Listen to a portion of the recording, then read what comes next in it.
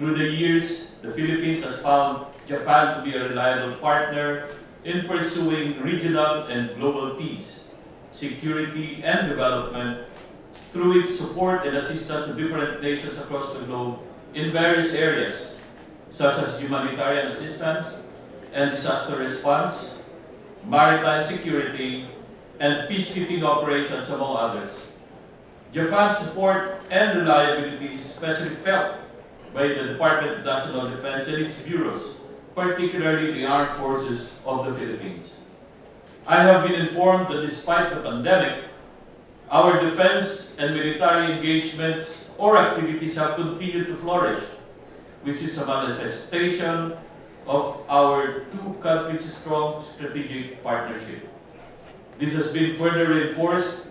by the successful conduct of the inaugural Philippines-Japan Foreign and Defense Ministerial Meeting, or the 2+2, last 09 April 2022. A fitting next step to lay down the foundations for the second decade of the Philippines-Japan bilateral strategic partnership. I hope to be able to sustain the close relations between our two defense establishments. As we celebrate the anniversary of the JSDF, I am pleased that the Armed Forces of the Philippines and the JSDF have developed robust relations. It is worthy to note that as of 2020, our armed forces have been able to formalize dialogue platforms across all major services up to the level of the General Headquarters. With the establishment of the 2+2 this year, we now have dialogue platforms at all levels within the defense and military establishments. The JSDF also remains to be a welcome observer to our bilateral activities with other foreign partners, as well as a participant to our HADR engagements. I am pleased to be informed of the success of the 2nd Philippine Air Force Japan Air Self-Defense Force bilateral training on humanitarian assistance and disaster response, and search and rescue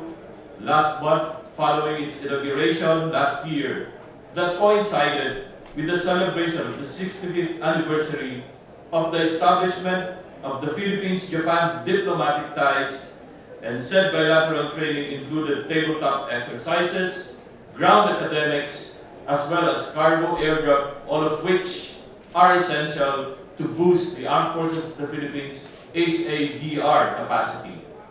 We would like to further encourage bilateral engagements between our two defense establishments, as we believe that Philippines-Japan defense relations should be able to develop side by side with our other common alliances and partnerships. On this note, let me assure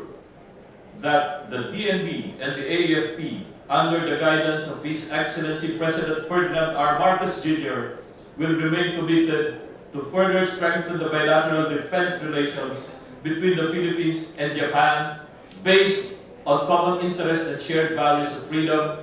democracy, and respect for the rule of law.